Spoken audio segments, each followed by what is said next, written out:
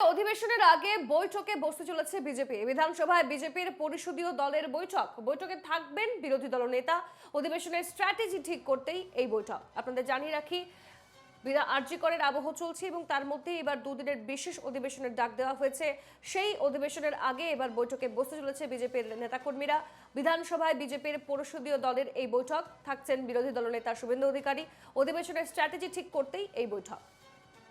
সৌরজ্যোতি রয়েছেন আমাদের সঙ্গে সরাসরি, আমাদের প্রতিনিধি।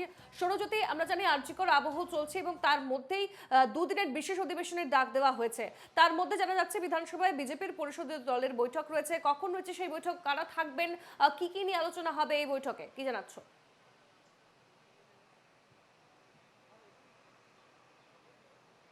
দেখো, দুদিনের এই বিশেষ অধিবেশন প্রসঙ্গে ইতিমধ্যেই রাজ্যের বিরোধী শিবির অর্থাৎ বিজেপি পরিষদীয় দলের তরফ থেকে প্রথম থেকেই কটূক্তি করা হচ্ছিল।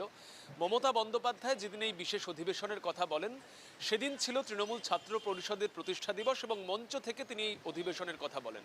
এবং তারপরে তুমি দেখেছো যে শুভেন্দু অধিকারী, রাজ্যের বিরোধী দলনেতা, তিনি বলেন যে ক্ষেত্রে এই সংক্রান্ত অধিবেশন ডাকবার একমাত্র সিদ্ধান্তের কথা স্পিকার জানাবেন, অর্থাৎ অধ্যক্ষ জানাবেন, এবং তার পরিবর্তে বিধানসভার সচিব জানাবেন। মুখ্যমন্ত্রী মমতা বন্দ্যোপাধ্যায় তিনি কিভাবে একটি রাজনৈতিক মঞ্চ থেকে সরাসরি এই বিশেষ অধিবেশনের কথা ঘোষণা করতে পারেন।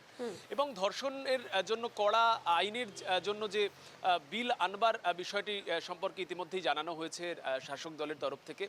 সেক্ষেত্রে তাদের বক্তব্য যে ইতিমধ্যেই যেহেতু ভারতীয় ন্যায় সংহিতায় একাধিক গুরুত্বপূর্ণ আইন, একাধিক কঠোর আইনের ব্যবস্থা রয়েছে, তারপরে রাজ্যের মুখ্যমন্ত্রী তিনি এই বিলটি কেন পাস করাতে চাইছেন। সেক্ষেত্রে রাজভবনে গেলে রাজ্যপাল কি করবেন সেটা নিয়েও কিন্তু তাদের যথেষ্ট প্রশ্ন রয়েছে। এবং এই আবহেই আজকে বিজেপি পরিষদীয় দলের তরফ থেকে অভ্যন্তরীণ বৈঠক। দুপুর 1টার কিছু সময় পরে সেই বৈঠক শুরু হবে। ইতিমধ্যেই রাজ্যের বিরোধী দলনেতা শুভেন্দু অধিকারী তিনি আসছেন, তার সঙ্গে বিজেপি পরিষদীয় দলের যারা সদস্য রয়েছেন তারাও কিন্তু বিধানসভায় প্রবেশ করবেন।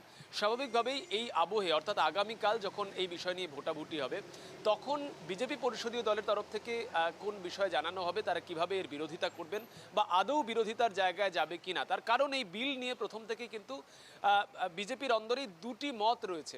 সুকান্ত মজুমদার দলের রাজ্য সভাপতি তিনি যেমনটা ঘনিষ্ঠ মহলে জানিয়েছেন যে এই বিল নিয়ে তাদের বিশেষ কোনো বক্তব্য নেই। তার কারণ রাজ্যের মহিলাদের জন্য যে ভয়াবহতা একটা পরিবেশ তৈরি হয়েছে, সেক্ষেত্রে এই ধরনের কড়া আইনের ব্যবস্থা তারা বারবার বলেছেন। কিন্তু এখানেও তোমাকে মনে রাখতে হবে, ইতিমধ্যেই কেন্দ্রীয় শিশু এবং নারী কল্যাণ মন্ত্রী অন্নপূর্ণা দেবী তিনি দুটি দফায় রাজ্যের মুখ্যমন্ত্রীকে চিঠি দিয়েছেন।